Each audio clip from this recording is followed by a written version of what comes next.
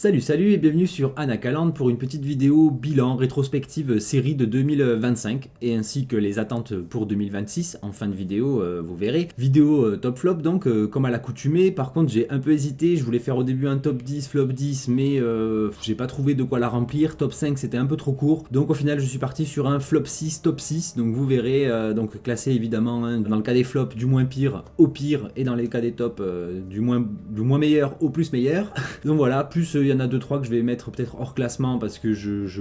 elles méritaient ni d'être dans le top ni dans le flop, mais j'avais quand même envie de rapidement les évoquer, donc voilà. Puis surtout, comme je le disais, en fin de vidéo, je parlerai un petit peu de mes attentes en termes de série sur l'année 2026, puisque c'est vrai que cette année 2025, mine de rien, malgré le fait qu'il y ait quand même eu de très bonnes choses, c'était pas non plus une année extraordinaire, même au niveau cinéma, c'est même encore plus dur honnêtement pour le top flop film, ça va être compliqué, le flop peut-être pas, mais le top c'est vraiment un petit peu compliqué, donc la vidéo viendra un petit peu plus tard, mais clairement l'année 2026 pour le coup, que ce soit autant en série qu'en film, ça annonce plutôt du très très lourd, en tout cas en termes de quantité, je pense qu'on va bien manger, ne serait-ce qu'en termes de fantasy, puisque je me suis quand même beaucoup plaint cette année de pas avoir eu beaucoup de fantasy. D'ailleurs, on va très vite reparler d'une des rares séries de fantasy de cette année. Mais donc voilà, donc j'ai très hâte qu'on passe à l'année prochaine. Et puis en même temps, c'est un petit peu l'occasion aussi de vous remercier pour votre soutien tout au long de l'année. D'ailleurs, en parlant de soutien, si jamais vous en avez envie et surtout les moyens, n'hésitez pas à vous abonner, à souscrire à la chaîne, soit sur YouTube directement. Sinon, il y a carrément aussi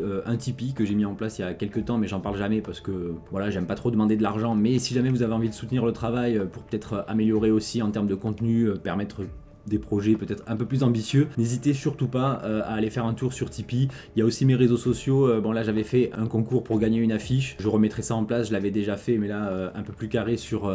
Twitter notamment et Instagram, donc n'hésitez pas à aller vous abonner, ça permet de rester un petit peu en contact. Et il y a pas mal de nouvelles choses aussi qui vont arriver en ce début d'année 2026 autour de la chaîne, donc restez stay tuned comme on dit, et puis tant qu'à faire, hein, abonnez-vous, comme ça vous ne manquerez rien, ou en tout cas moins de choses que si vous n'êtes pas abonné. Et puis évidemment, pour donner de la force à cette vidéo, hein, le petit like, le petit commentaire, surtout pour me dire ce que vous avez pensé un petit peu de toute cette année, de quels sont vos tops, vos flops, hein, pas besoin de faire un top 6, top 10, ne serait-ce que vos 2-3 meilleurs et 2-3 pires, voilà, ça permettra aussi d'en discuter un petit peu dans les commentaires, tout ça, donc n'hésitez pas. Et sur ce, donc on est parti pour le flop.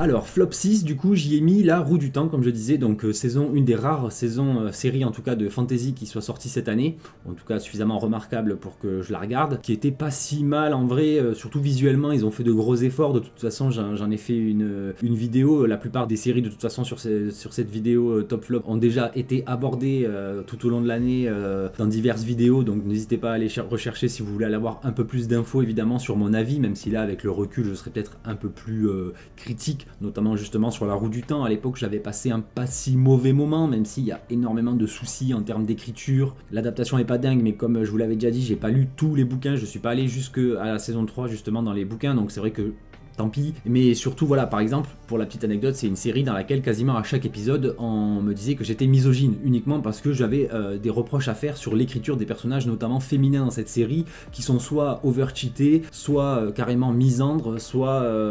juste mal écrits, donc c'est vrai que voilà, mais pour le coup cette série avait quand même d'énormes défauts en termes d'écriture, notamment, bizarrement, sur ses personnages féminins, puisque évidemment, encore une fois, toujours cette idéologie qui vient gâcher la fiction et réécrire même certains éléments d'une œuvre qui se suffisait largement à elle-même en littérature, en livre, donc pas besoin de tout changer, de tout gâcher surtout, avec une espèce de féminisme foireux. En plus c'était même pas bien fait et c'était même pas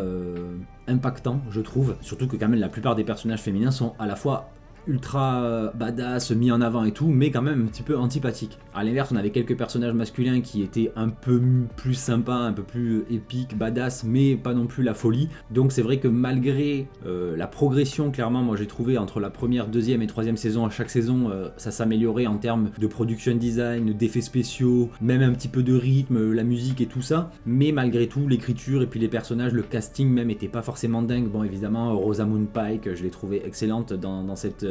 dans cette saison comme dans toute la série. De toute façon la série a été annulée hein, d'ailleurs, j'en avais parlé je crois sur la chaîne déjà, mais il n'y aura pas de saison 4, donc du coup si vous êtes fan de cette série, eh ben, vous aurez jamais la suite, donc au final presque dégoûté d'avoir commencé parce que maintenant on n'aura jamais la fin, donc bon après ce sera l'occasion de lire les bouquins évidemment, mais bon il y en a quand même 20, enfin il y a beaucoup de tomes, donc ça va prendre un peu de temps pour tout rattraper, mais donc voilà, donc flop 6, pas une catastrophe, mais quand même qui méritait d'être dans ce flop je trouve, donc 6ème place. Ensuite vient à la 5ème place, et là ça risque peut-être un peu plus de faire grincer des dents parce que pour le coup c'était une saison que j'attendais beaucoup, même si la saison 2 déjà était un peu moins bien que la toute première qui était vraiment magistrale. C'est donc la saison 3 de Squid Game. Pour le coup c'est plus une déception que vraiment un flop en vérité, puisque j'attendais beaucoup, j'aimais énormément cet univers, l'ambiance qui avait été posée et tout ça. Je trouvais que la saison 2 avait amené pas mal de bonnes choses aussi, de nouvelles thématiques et tout ça. Elle s'est un petit peu finie avec cette saison 3 un peu en nœud de boudin, je trouve que c'était un peu... La fin clairement était un peu flopesque je trouve, donc voilà, pour le coup 5ème place, un peu déçu, malgré le fait que les productions coréennes ont toujours une place de choix dans mon cœur, vous verrez notamment au niveau du top, j'en ai choisi une pour représenter un peu toutes ses copines au niveau du top, mais c'est vrai que pour le coup j'ai quand même été très déçu de cette fin de série de Squid Game, en plus avec cette espèce de pseudo-annonce qui n'en est pas vraiment une par rapport au soft reboot, suite, spin-off, on sait toujours pas trop, par rapport aux États-Unis et tout, qui annonce clairement que ça va être gâché, donc voilà, un peu pour toutes ces raisons, j'ai décidé de la mettre en flop 5. Et ensuite, une autre série asiatique, mais cette fois qui vient du Japon, pour le flop 4. C'est donc Alice in Borderland saison 3, puisque j'avais adoré, comme vous le savez certainement si vous avez vu mes vidéos, j'avais adoré vraiment les 2 premières saisons, surtout la toute première, mais même la deuxième j'avais adoré la série, vraiment super cool et tout. Et là cette 3ème saison qui est donc l'adaptation de la suite du manga Restart, je crois que c'est ça, je me souviens plus, voilà, mais bon bref. Et pour le coup cette saison 3 que j'attendais avec énormément d'impatience, déjà à l'époque de la saison 2 où cette saison 3 n'avait même pas été annoncée, j'étais convaincu qu'ils feraient une saison 3 parce que la manière dont ils avaient traité la fin, même si c'est la même chose que dans le manga plus ou moins, je trouvais que ça laissait trop de portes ouvertes à une suite. Et effectivement j'étais un des rares d'ailleurs à l'époque je crois à en avoir parlé qu'il fallait qu'il y ait une saison 3 et que c'était pas la fin, et pour le coup il y a eu une saison 3 mais qui m'a extrêmement déçu. Et là pour le coup que ce soit autant les personnages, on retrouve pas la plupart des personnages qu'on avait adoré dans les saisons précédentes, ceux qu'on retrouve sont un peu effacés, voire beaucoup moins bien écrits, les jeux étaient sympas mais sans plus, la tension était un peu désamorcée, la fin extrêmement what the fuck aussi, même si beaucoup de symbolique certes sur la mort, sur tout ça, mais ça restait un petit peu, enfin voilà, vraiment décevant pour le coup, et pas du tout à la hauteur de ce qu'avaient été les 2 premières saisons, donc clairement je trouve qu'elle mérite cette place là, pas au dessus malheureusement parce qu'il y en a 3 autres qui arrivent qui sont vraiment pires au niveau du top, parce que du flop pardon, puisque là le flop 3 pour le coup c'est au-delà de déception, c'est vraiment des mauvaises séries, voire des mauvaises adaptations, voire mauvais tout court, donc voilà. Et donc en 3ème position j'ai mis The Last of Us saison 2. Autant la saison 1 j'avais beaucoup apprécié, même si effectivement il y avait pas mal de choses qui allaient pas trop par rapport aux jeux vidéo, et en même temps c'est vrai qu'en ayant joué au jeu c'est très compliqué, mais là clairement sur la saison 2 j'ai trouvé que c'était pas seulement une mauvaise adaptation, c'était juste mauvais tout court en fait. Même les gens qui n'ont pas regardé, qui n'ont pas joué aux jeux vidéo et qui connaissaient pas forcément le jeu vidéo ont quand même été beaucoup déçus autour de moi. Et pour le coup, il y avait vraiment trop de choses qui allaient pas. Bon, déjà évidemment, l'idéologie encore une fois de Neil Druckmann, notamment le coup de Bella Ramsey là qui nous sort je vais être papa, enfin n'importe quoi. Le choix du rythme était très bizarre aussi, on passe extrêmement vite sur des choses pourtant importantes, et à l'inverse on s'attarde sur des choses qui sont pas forcément d'une grande importance. Bon évidemment la mort de Joël qui nous a tous marqué, tout ça. Le premier épisode, les deux premiers épisodes étaient plutôt cool, mais c'est vrai qu'après plus on avançait, plus c'était compliqué, plus c'était catastrophique même j'ai envie de dire, et le final clairement m'a énormément déçu. En plus ils essayent de nous laisser sur la fin de la même manière un peu que dans le jeu, sur le même type de cliffhanger et tout, mais je vois pas comment ils vont pouvoir capitaliser sur la saison 3, sachant que le personnage de Abby, ils nous l'ont à peine présenté au final. Moi après je suis de ceux qui l'aimaient pas trop dans le jeu vidéo, même si j'entends que son récit est quand même très intéressant, très important et tout ça. Mais là, les gens ne la connaissent pas, le peu qu'on en connaît, elle est extrêmement antipathique, certes elle est mimi comparée à Bella Ramsey, mais enfin comparée à à Ellie plutôt, on va dire, mais c'est mais au-delà de ça, on la connaît pas et tout ça. Donc faire une saison entière qui serait centrée sur le personnage de Abby avant de peut-être potentiellement soit finir directement dans la saison 3, soit plus vraisemblablement de ce qui avait été annoncé dans la saison 4 de terminer avec Santa Monica et compagnie. Je sais pas, honnêtement, je pense que la saison 3 risque vraiment d'être flopesque, à moins que, après comme Neil Druckmann est parti, il reste plus que Craig Mazin, peut-être qu'il va réussir un petit peu à sauver les meubles en s'en occupant tout seul, mais c'est vrai que certes l'histoire, le récit de Abby est intéressant dans le jeu vidéo, il sera peut-être intéressant du coup dans la série, mais il laisse malheureusement la porte ouverte à tellement de dérives modernes au niveau des productions et tout ça, que ça risque de très vite partir en gros n'importe quoi. Donc voilà, je sais pas trop et je pense que la saison 3 pour le coup sera vraiment pas à la hauteur de ce qu'avait pu être par exemple le jeu vidéo ou même la franchise au global, et qu'en vrai The Last of Us il faut peut-être garder que la première saison avec Joel justement pour avoir quelque chose de quand même de qualité en termes de série. Et donc on passe au top numéro 2.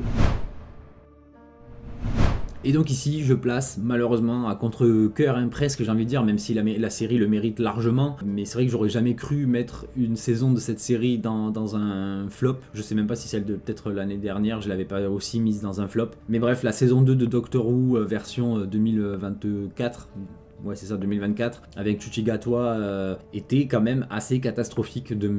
presque plus que la première saison. Certes, Ncuti Gatwa est excellent en docteur, il faisait un très bon docteur. C'était clairement pas ce qu'il y avait à jeter dans cette série, mais c'est vraiment toute l'écriture à la Disney. En plus, pour revenir là-dessus encore une fois, mais c'est vrai que à l'époque, à chaque fois que je faisais une vidéo, une review, on me dit que je parlais de Disney, on me disait que non, qu'ils avaient seulement financé machin et tout, et là on en a eu la preuve justement avec le spin-off qui est sorti. Oui, Disney était impliqué dans la production et dans les décisions prises sur cette version de Doctor Who, à tel point que ça a floppé et à tel point que c'est pas Disney qui a brisé le contrat, c'est Bad Wolf, RTD et tout ça, BBC, qui ont rompu le contrat avec Disney de distribution, qui avait certes rapporté beaucoup d'argent et qui ont fait que la série est du coup annulée, ou en tout cas en pause pour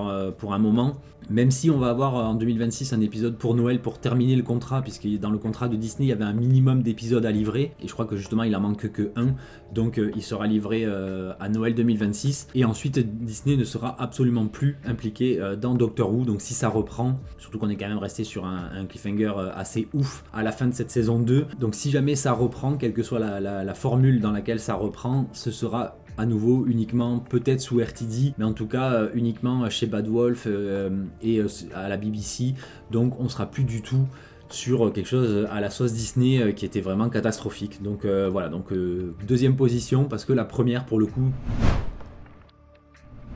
c'est donc The Witcher que je mets en première position avec la saison 4. Certes, j'ai été peut-être un peu indulgent quand j'ai vu la saison et que j'ai fait ma review. En même temps, ayez de la compassion pour moi, j'ai regardé tout ça en une après-midi et je me suis tapé la vidéo juste après. Donc c'est vrai que j'avais plus envie de parler de ce que ça racontait, de comment ça le racontait, en bien ou en mal, que de vraiment la bâcher. Mais en vrai, elle l'aurait peut-être mérité, parce que cette saison 4 de The Witcher était une catastrophe. En termes, justement, on va balancer les termes, ça y est, mais en termes de wokisme, en termes d'écriture en carton, c'était vraiment mauvais. En plus, vous avez été très nombreux parmi ceux qui avaient lu les bouquins à me dire que c'était vraiment une catastrophe en termes d'adaptation, mais ça on le savait déjà depuis la saison 2. La saison 1 passait encore à ce niveau-là, mais la saison 2 c'était déjà le grand écart en termes d'adaptation et tout ça. Et en plus de ça, la saison 4, pour le coup, comme je l'avais dit dans ma vidéo, le départ de Henry Cavill, c'est pas...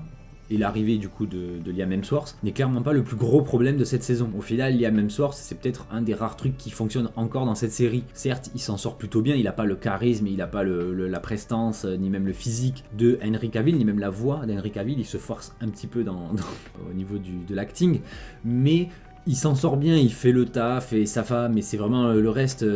avec Siri, les rats. Mais les rats, c'est une catastrophe, pour vous dire. J'en avais même parlé que peut-être je regarderai le film qu'ils ont sorti sur les rats, qu'ils ont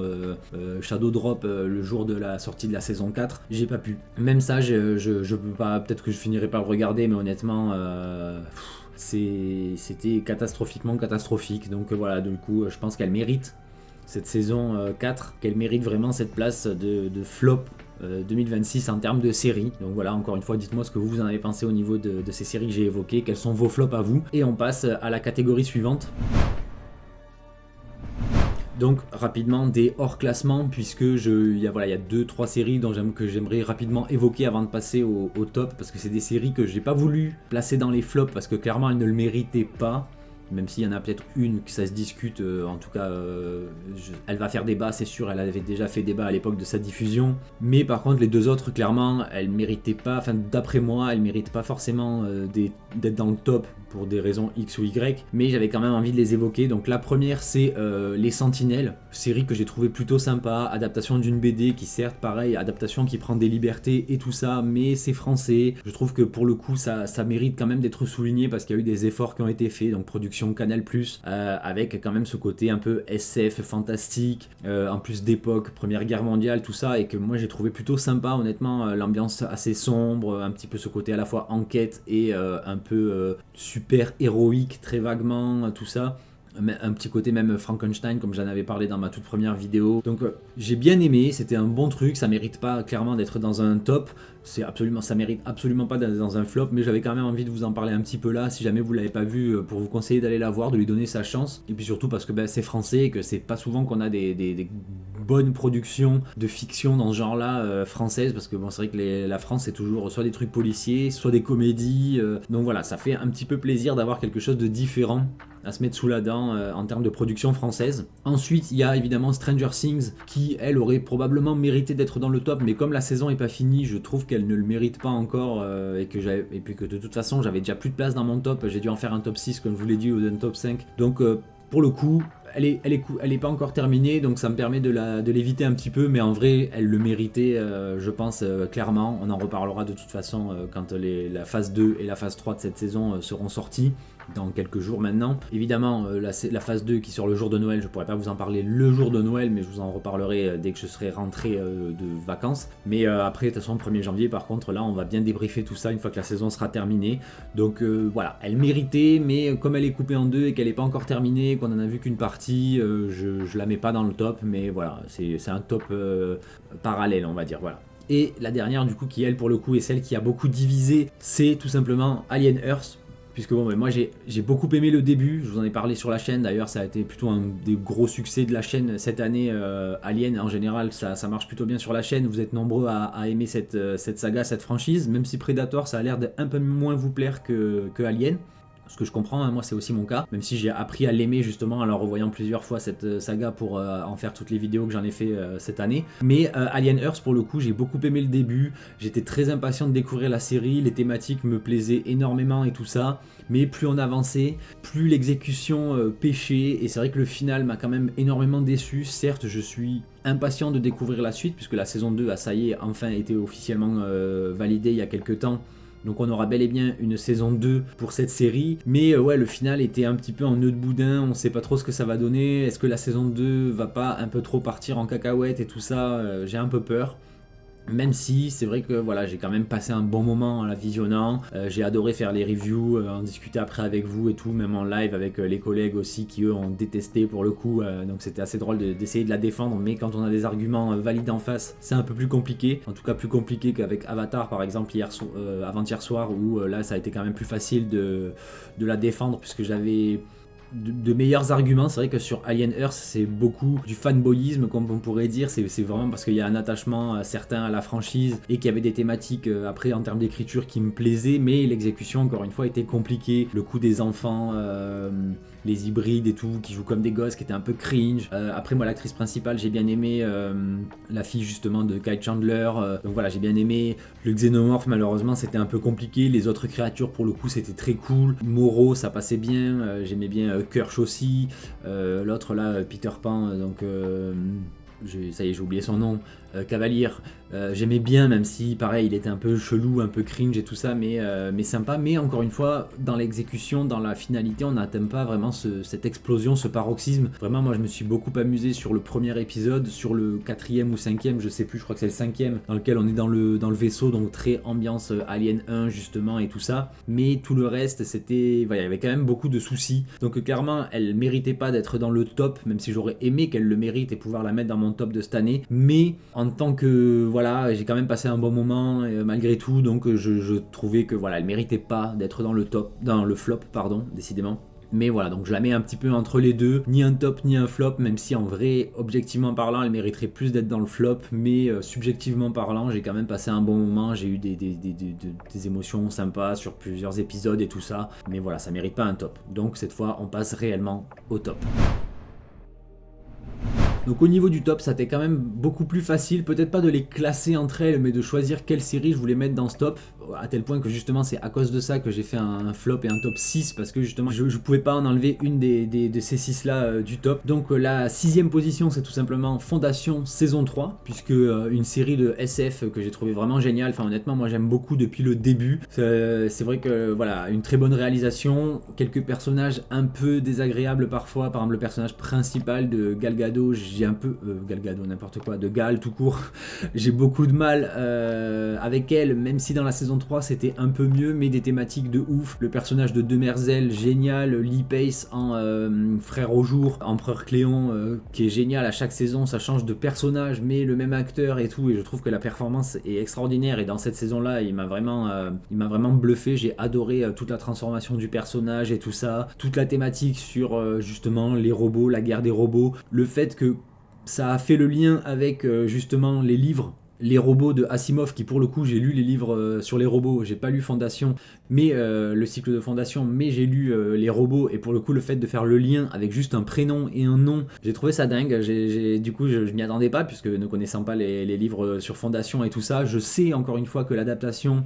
déplaît à certains. Il y a des gens qui sont très fans des livres qui m'ont dit qu'ils aimaient pas du tout cette adaptation. À l'inverse, il y a des gens qui ont lu les livres mais qui malgré tout apprécient cette adaptation, puisque c'est en gros une réécriture, une réinvention de cette histoire, et ça permet une nouvelle version du cycle de Fondation, et que ça leur a plu quand même. Et malgré tout, les gens qui n'ont pas lu les bouquins, pour la plupart, sont quand même très convaincus, ce qui est mon cas. Et donc vraiment voilà, cette série méritait sa place dans le top, même si je la mets en dernière position, parce que les autres avaient un petit quelque chose, une originalité, vous verrez, on va en parler, qui a fait que je les ai mis avant. Mais en vrai, voilà, moi j'avoue que j'ai beaucoup de mal à faire des classements,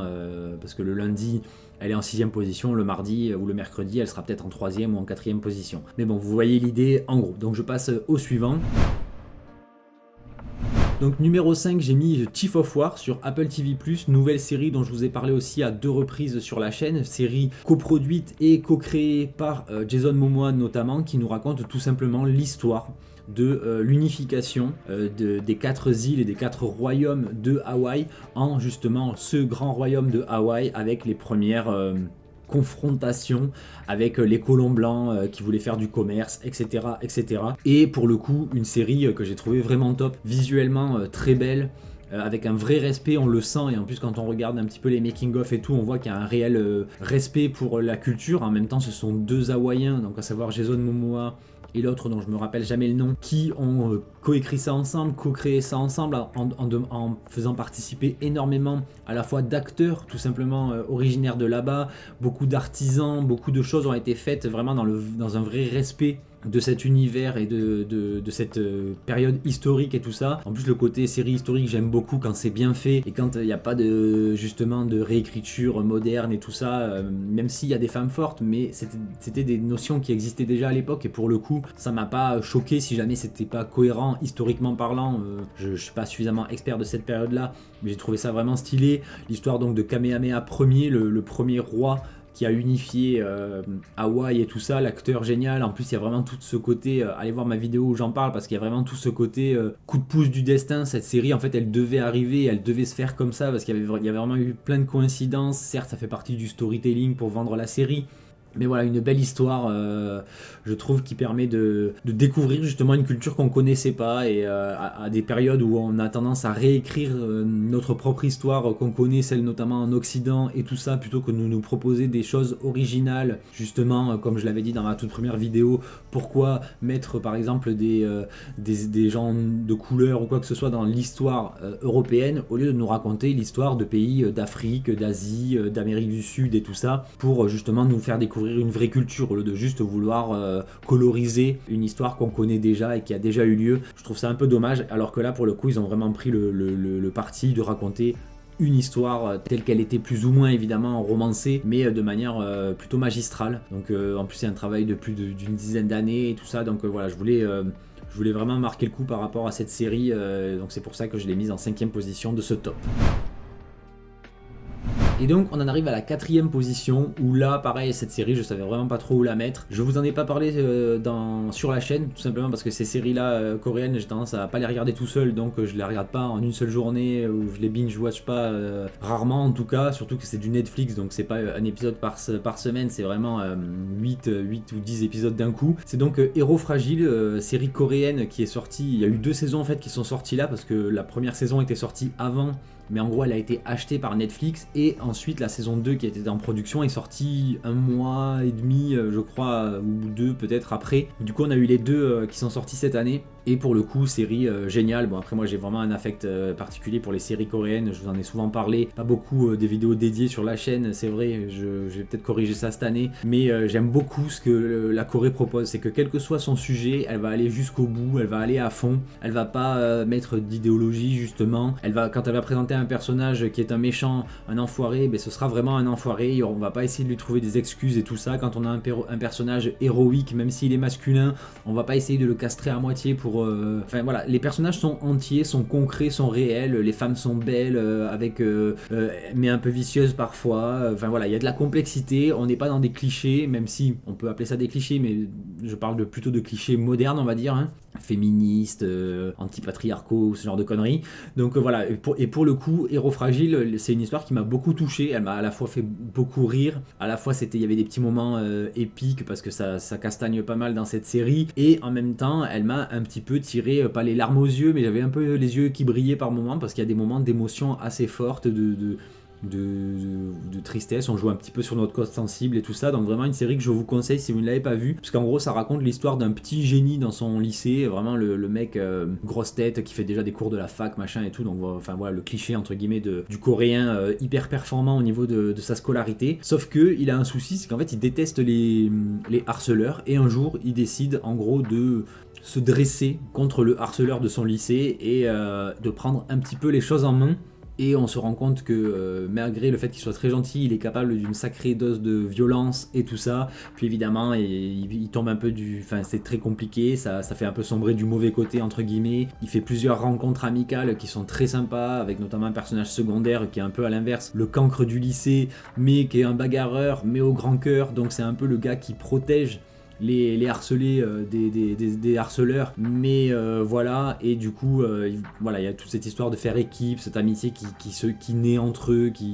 et c'est vraiment une très belle histoire. Donc vraiment la saison 2 aussi était très cool, on change un petit peu d'environnement et tout ça, on est un peu plus sombre même encore au niveau des thématiques, mais un super casting, une mise en scène vraiment très bonne, des scènes de baston qui sont vraiment cool, on rigole beaucoup, et puis voilà, comme je disais, quand même de l'émotion, donc clairement une 4e place qui n'est pas volée pour Héros Fragile.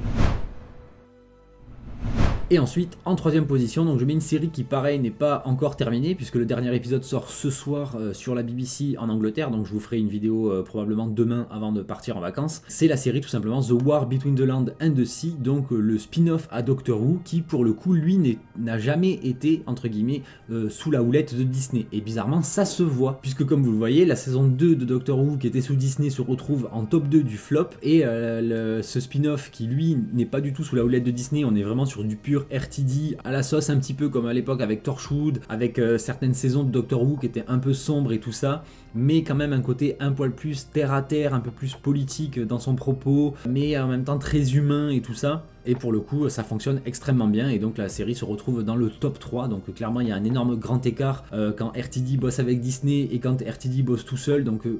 c'est quand même bizarre. Donc soit il avait vraiment aucune idée pour Doctor Who, soit il y a clairement une variable qui pose problème, et pour moi cette variable c'est en grande partie Disney, donc voilà. Mais donc nouvelle série qui malheureusement ne fait que 5 épisodes pour la première saison, qui n'est pas disponible en France légalement pour le moment, ça finira par arriver je pense, ça va pas tarder, parce qu'elle fonctionne très très bien apparemment, les chiffres de la BBC sont assez impressionnants pour ce retour du universe En même temps, après la déception des 2 dernières saisons de Doctor Who, c'est normal, je pense, que cette série fonctionne autant. Et un propos qui fonctionne extrêmement bien, comme je le disais, donc très politique, avec beaucoup de fond un petit peu écologique et tout ça. Ils ont fait des tentatives un petit peu de wokisme et tout, mais en vérité, c'est un peu foireux, donc ça en est presque drôle, comme je le disais dans le dernier épisode où il nous parle du GR, hein, le remplacement. Mais pour le coup, c'était tellement foireux la manière dont c'est dit, et c'est dit aussi par un personnage qui est totalement détestable et qui est clairement présenté comme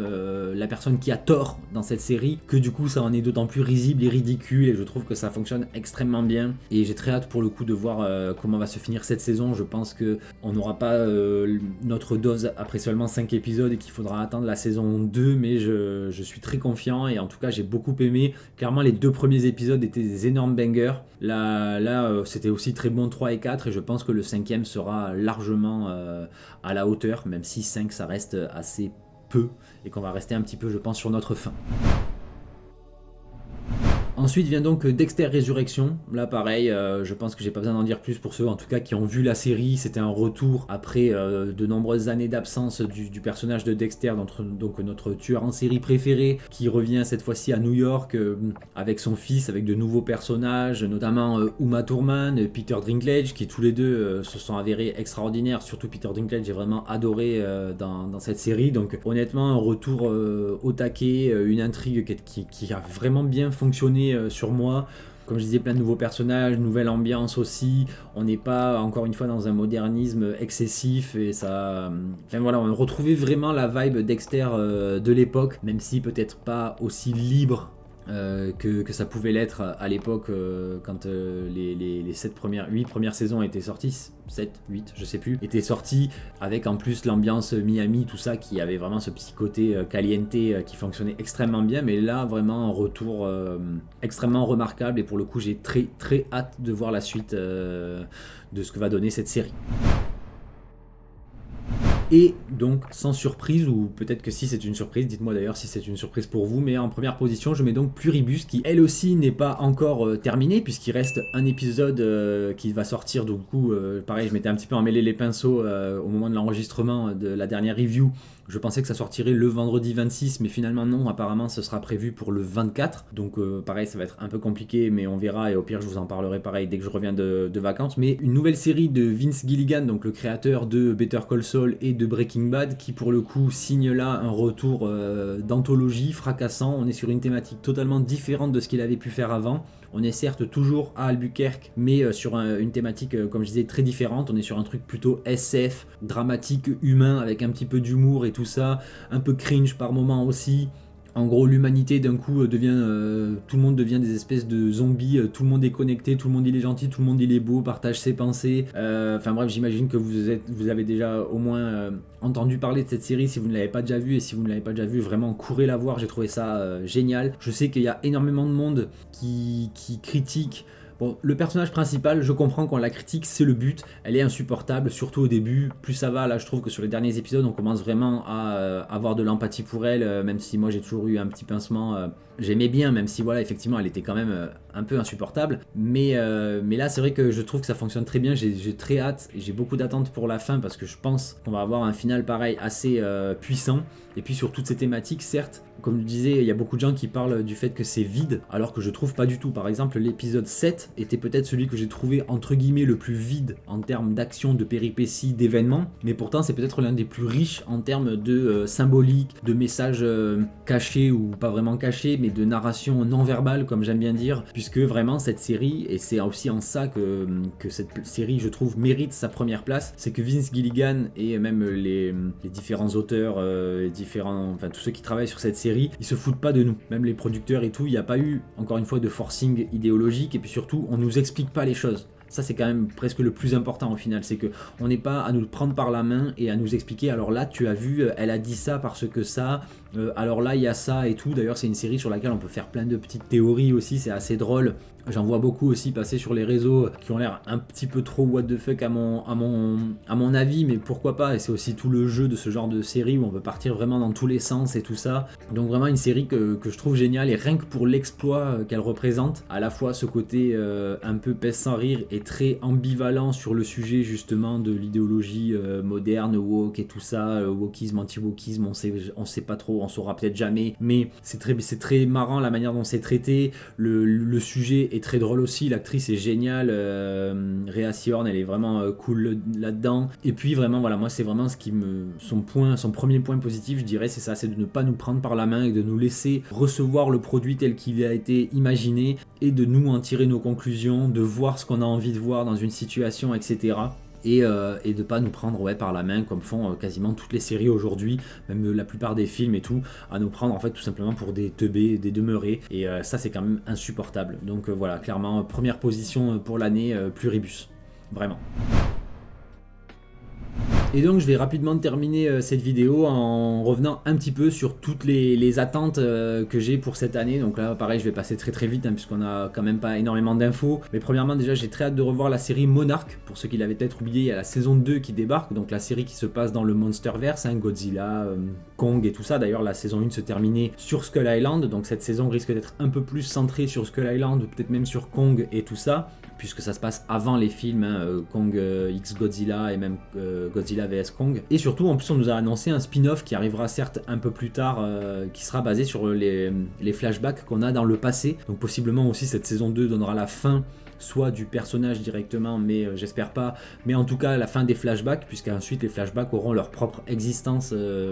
au niveau du spin-off, donc j'avoue que j'ai très hâte de voir ça. Ensuite il y a évidemment la série, pareil là je suis à la fois très inquiet mais en même temps très impatient, c'est le retour de Malcolm pour après 20 ans de la série, qui reviendra que pour 4 épisodes sur Disney+, donc j'ai un petit peu peur, surtout qu'on a eu quelques petites rumeurs et tout ça qui font un peu peur, mais bon, c'est une série de notre enfance qui était trop drôle, trop géniale, donc j'avoue que j'ai hâte de voir ce qu'ils vont en faire, en espérant qu'ils vont pas non plus trop la dénaturer et trop la gâcher. Il y a aussi sinon évidemment Shrinking qui va revenir sur Apple TV, donc ça c'est pareil, c'est une série dont je vous en ai parlé plusieurs fois comme ça sans y consacrer réellement de vidéos, mais c'est une série vraiment dramatique et humoristique que je trouve géniale, avec notamment Harrison Ford qui joue un personnage que je trouve qui est fait pour lui. Il est extrêmement bon dans ce rôle là, très drôle, l'espèce de vieux casse-bonbon psychologue, parce que c'est l'histoire de un psy notamment qui en gros déborde un petit peu de ses prérogatives et de ses fonctions avec ses patients, et ça chamboule un petit peu toute sa vie et celle de ses proches, notamment Ivry, parce que il a vécu un deuil, il a perdu sa femme avant le début de la série et tout ça, donc il a besoin de se reconstruire, et en fait il se reconstruit avec ses patients. Mais ça amène plein de situations très drôles, plein de personnages très variés, avec chacun leur caractère et tout, que j'ai trouvé vraiment très drôle, qui m'a beaucoup plu. Ensuite par contre il n'y a pas d'infos, mais il me semble que c'est prévu pour cette année, c'est la saison 3 de Silo. Alors est-ce que ce sera vraiment prévu pour cette année, je sais pas, mais j'avoue que j'ai très hâte de voir la suite de cette série. Sinon il y a aussi la série The Savant, qui était censée aussi sur Apple TV. Décidément il y a énormément de séries Apple TV dans ma vidéo, notamment dans le top. Mais en même temps je crois que ça va être ma nouvelle plateforme préférée, Apple TV. Plus le temps passe, parce que même HBO commence un petit peu à décliner sur certains trucs, surtout récemment. Mais ouais, The Savant, série qui malheureusement a été reportée, elle devait sortir là en fin 2025, mais il y a eu les événements, notamment l'assassinat de Charlie Kirk qui venait d'arriver il y a quelques semaines, je crois, juste avant. Et comme le sujet est quand même assez proche, vu que c'est l'histoire d'un jeune qui se radicalise en ligne, politiquement et tout ça, jusqu'à commettre l'irréparable, effectivement c'était peut-être une bonne idée de décaler. En plus si je dis pas de bêtises, c'est Jessica Chastain qui joue le rôle principal, et actrice que j'aime bien en général, donc hâte de voir ce que ça va donner. On en parlera pour le coup, c'est sûr et certain, sur la chaîne dès qu'elle sortira. On n'a pas de date précise, on sait juste qu'elle a été reportée à 2026, mais on sait pas trop quand, donc on verra. Mais en tout cas très hâte de voir ce que ça pourrait donner. Ensuite alors là je suis pareil, j'ai envie de voir ce que ça va donner, mais j'ai très peur aussi. C'est Blade Runner 2099, donc la suite des deux premiers films Blade Runner, qui va se faire en série par Prime Video, donc c'est ça qui me fait peut-être un petit peu peur, mais je me dis pourquoi pas, ça pourrait être intéressant de pousser plus loin, à voir après s'ils vont rester sur le même genre de thématique, ou s'ils vont partir juste sur un truc d'action, thriller, je sais pas trop sur quoi ils vont partir. J'ai un peu peur parce que notamment le premier Blade Runner, je vous en ai d'ailleurs parlé dans une vidéo consacrée notamment à cette obsession que je vois dans la filmographie de Ridley Scott sur la vie artificielle et l'intelligence artificielle et tout ça. Voilà. Est-ce qu'ils vont rester sur ces thématiques-là, un peu avec les réplicants ou quoi, je sais pas trop, mais en tout cas, hâte de voir ce que ça pourrait donner, et en même temps très inquiet aussi à ce niveau-là. Et ensuite, donc, s'il y a aussi la série, peut-être, je la regarderai, je pense, mais pareil, je suis un peu, je sais pas trop, mais bon, il y a Kyle Chandler dedans, donc je me dis que peut-être c'est pas un projet si catastrophique. C'est Lanterns de DC, donc chez Warner, donc sur HBO. Voilà, je me dis autant ça peut être très sympa parce que HBO, parce que bon casting, parce que la manière dont ils vont aborder cette histoire des Green Lantern et tout pourrait être très intéressante. Mais autant, vu qu'on est quand même dans le James Gunn univers, machin et tout, ça peut être autant une grosse bouse infâme, donc à voir, je sais pas trop, mais pareil, je lui donnerai sa chance, je pense, et on en parlera évidemment quand ça sortira, je pense. Et ensuite, donc, c'est le grand retour avec le trio de, même la trinité, j'ai envie de dire, de 2026 de la fantasy, à savoir qui arrive déjà très tôt, là, en janvier, The Knight of the Seven Kingdoms, donc le chevalier errant et tout ça, donc l'adaptation de la première nouvelle de cette saga, avec donc Sir Duncan et Aegon Targaryen quand il était jeune, qu'il était son écuyer et tout ça, donc on est sur du Game of Thrones, mais sans les dragons, sans les trucs vraiment méga épiques et qui coûtent aussi très cher et tout ça, donc on est sur quelque chose de beaucoup moins ambitieux, de beaucoup plus humain, un peu drôle. Je pense que ça va me plaire pour le coup, ce type d'histoire dans l'univers de Game of Thrones. En plus, on est sur un format court, 6 épisodes d'à peu près 30 minutes, donc ce sera vraiment digeste pour le coup et tout ça. Donc j'ai très hâte que cette série commence, pareil, pour en discuter avec vous, parce que je pense que pour le coup ça va être une petite surprise de cette année. Ensuite, évidemment, il y a normalement, il me semble, en juillet, la saison 3 de House of the Dragon qui va sortir, donc saison qu'on attend avec beaucoup d'impatience, surtout que moi c'était pas trop mon cas, mais il y a beaucoup de gens quand même qui étaient un peu déçus de la saison 2 parce que c'est vrai qu'il se passait pas grand chose en termes d'épicness et compagnie, mais parce qu'ils avaient justement, ils ont dû réduire la saison 2 à 8 épisodes au lieu de 10, donc ils ont gardé, plutôt que de tout condenser, ils ont gardé ce qui devait arriver à la fin de la saison pour le début de la saison 3 avec la bataille du gosier et tout, et là clairement ça va péter, ça va être énorme, donc j'ai très très hâte. Et ensuite la dernière, ça va surtout permettre de rigoler un petit peu, je pense, malheureusement sur la chaîne, et puis de pouvoir se lâcher peut-être sur les reviews, même si là avec la saison 2 l'année dernière j'avais essayé de tout mon cœur de lui donner sa chance et d'oublier en gros que Tolkien existait. Mais c'est évidemment The Ring of Power, donc le Seigneur des Anneaux, la saison 3 qui va arriver aussi, je crois, à la fin de l'été. D'habitude, je crois que ça sort fin août, début septembre, un truc comme ça. Mais pour le coup, là, clairement, on part en cacahuète. Mais bon, après, on sait pas, peut-être que cette saison 3 sera sympa avec les événements qu'il y a eu, notamment par rapport à Sauron, tout ça. Je crois qu'il y a une ellipse qui est prévue à ce moment-là, donc peut-être que les choses seront un peu mieux écrites, un peu mieux développées, tout ça, allez savoir. Mais dans tous les cas, très hâte de voir ça, que ce soit autant pour rigoler, pour se foutre un peu de sa gueule, ou autant pour kiffer, si jamais il y a de quoi kiffer là-dessus. Donc voilà, à peu près toutes mes envies, un petit peu, j'en ai oublié forcément, mais en gros, les trucs qui me sont venus vraiment en tête, les plus grosses attentes, entre guillemets, sur l'année 2026. Donc voilà, merci à vous d'avoir regardé cette vidéo. N'hésitez pas encore une fois à me dire, vous, quelles sont vos attentes et quels sont vos tops et vos flops de l'année 2025. J'espère que cette vidéo vous a plu. Évidemment, n'oubliez pas le petit pouce, le petit abonnement si ce n'est pas déjà fait. Passez de très bonnes fêtes de fin d'année, un joyeux Noël. Et sur ce, je vous dis à très vite sur Anakaland. Bye.